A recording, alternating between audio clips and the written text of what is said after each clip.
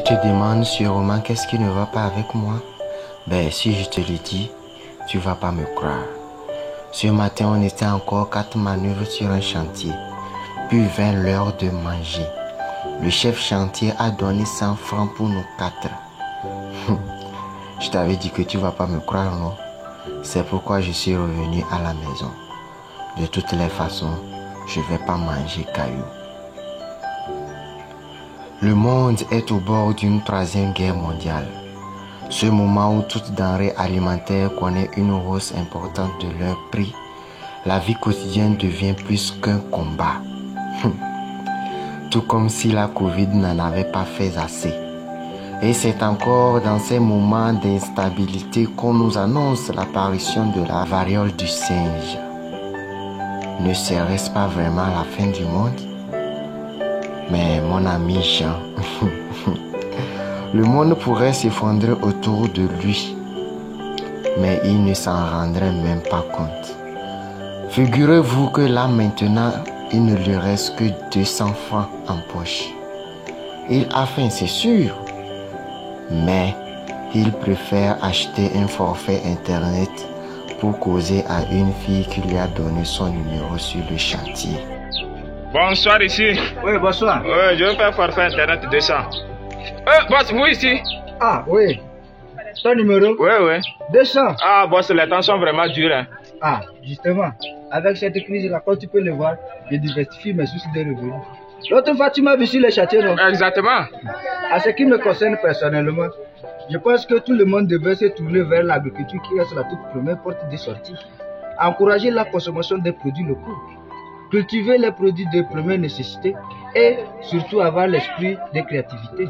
Ah là, c'est très bien ça. Et en ce qui concerne l'État, quelle doit être sa participation face à cette situation? Ah, pour l'État, il pourrait toutefois subventionner l'agriculture, régulariser l'exploitation des produits de grande consommation, revoir à la baisse les taxes des véhicules et surtout revaloriser le SMIC. Ah là, c'est très bien ça. Yes! Tu as quoi? Tu as gagné l'auto? Non, mon ami Bernard a reçu un concours de fonction. Je cours vite la machine à nouvelle. Et bon argent? Oh non, après on va gérer ça. Ben.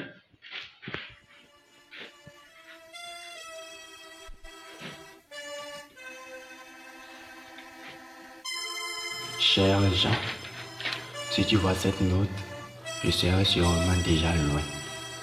J'en avais assez, donc j'ai décidé de partir. La vie était devenue un enfer pour moi.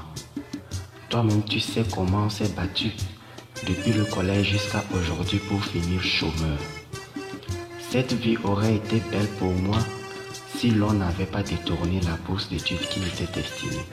Je comprends maintenant pourquoi mes frères n'hésitent pas à vouloir explorer d'autres horizons, que ce soit par la loterie visa ou la migration clandestine vers le Liban ou Dubaï, où nos jeunes sœurs s'abandonnent à toutes sortes d'activités abominables.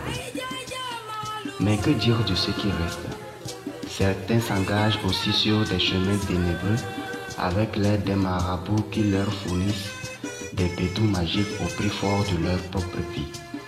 Même au village, ceux qui tiennent encore le coup tant bien que mal préfèrent cultiver le soja à la place du maïs, du mil, du riz ou du sorgho. Mais allons-nous manger les billets de banque? Je ne le sais pas. En ville ici, c'est la délinquance juvénile et la mendicité qui règnent. Chaque jour que Dieu fait, c'est chacun pour soi. Je vivais vraiment un calvaire. Tout juste avant de te laisser cette note, on m'annonçait la mort de mon frère, l'unique parent qui me restait, tombé au combat dans la lutte contre le terrorisme au nord du pays. Or, dans la même heure, voulant sortir du gouffre, je me suis fait arnaquer une somme de 500 000 francs en investissant en ligne. Alors, j'ai compris que cette terre n'est pas mienne et je suis parti. Ben, ton ami.